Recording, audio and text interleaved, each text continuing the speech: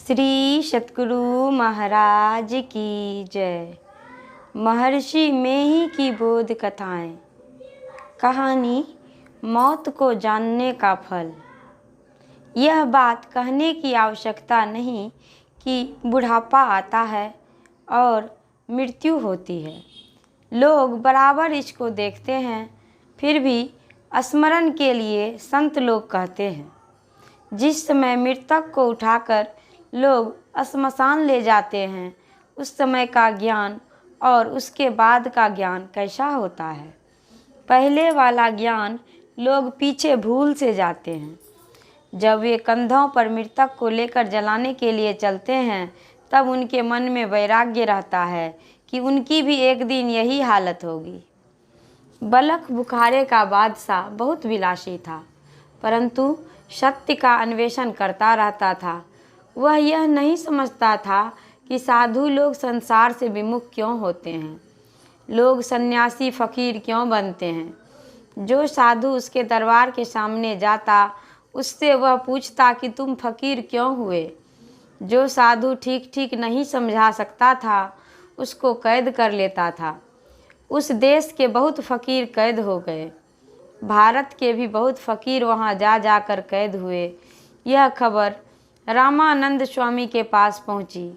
उन्होंने अपनी शिष्य मंडली से कहा कि कोई वहाँ जाकर राजा को समझा सकता है और फकीरों को छुड़ा सकता है।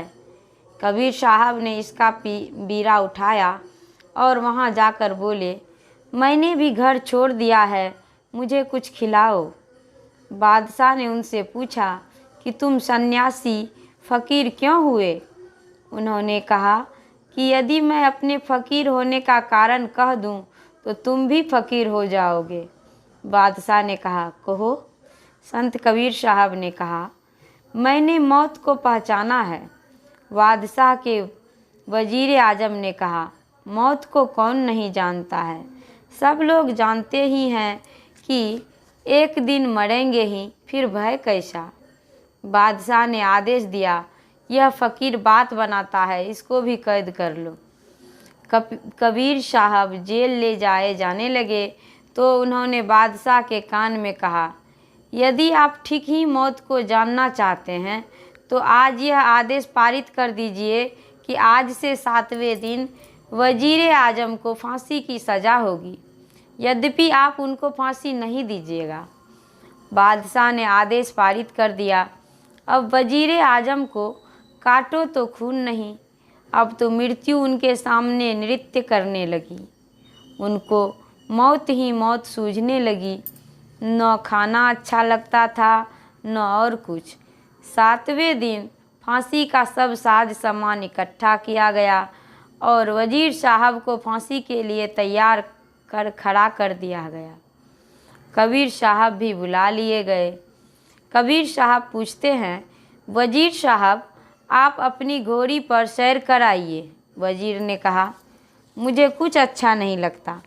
तब कबीर साहब ने कहा, अच्छा, अब तो आपकी मृत्यु होगी ही, मृत्यु से पहले अपनी प्यारी बच्ची को थोड़ा प्यार से खिला लें।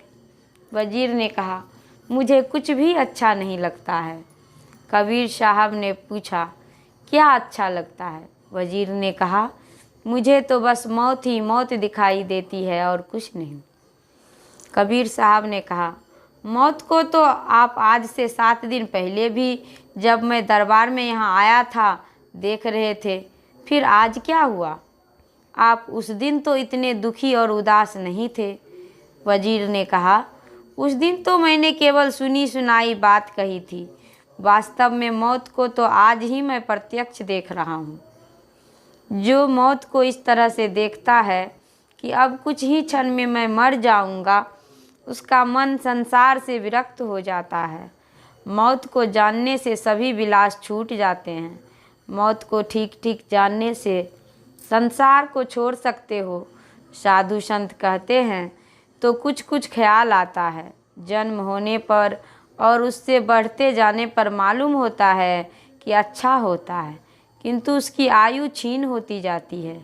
रोग सताने पर भी शरीर छीन होता है, बुढ़ापा होने पर भी शरीर छीन होता है और अंत में राम नाम सत्य हो जाता है। श्री सतगुरु महाराज की जय। यह प्रवचन शांति संदेश पत्रिका के नवंबर अंक सन 1997 ईस्वी से लिया गया है। श्री सतगुरु महाराज की जय।